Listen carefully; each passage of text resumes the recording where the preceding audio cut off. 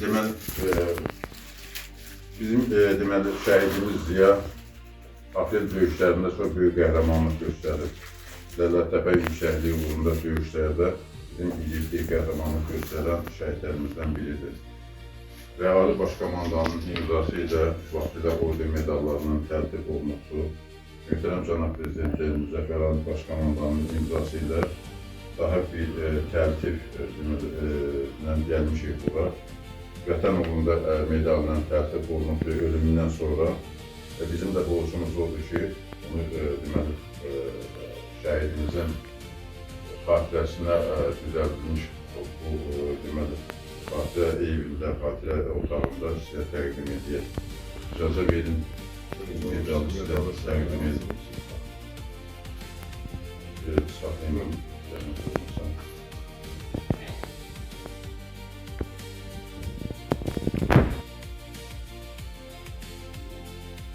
Təbrik edirəm. Təbrik edirəm. Amma əsasında da sizə təqdim. Bu deməli, Ziyanın təltif olunması haqqında Cənab Prezidentin imzası ilə medalın vəsiqəsidir. Mən güman edirəm ki, bu yəqin ki, bu deməli, medal da düşədə olacaqdır. Hesab edirəm ki, bu ailə üçün də çox böyük təskinlikdir. Şəhidimizə verilən yüksək dəyərdir.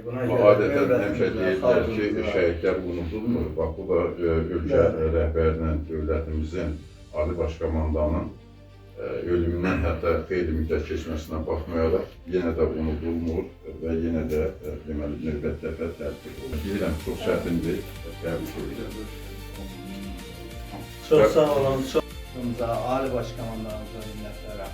Rayon ictimaiyyətinə başda siz olmasan, bütün rəhbər strukturların hər birinə minnətlərəm. Çünki bu qayğını, hörməti, ehtiramı həmişə biz eləmişik.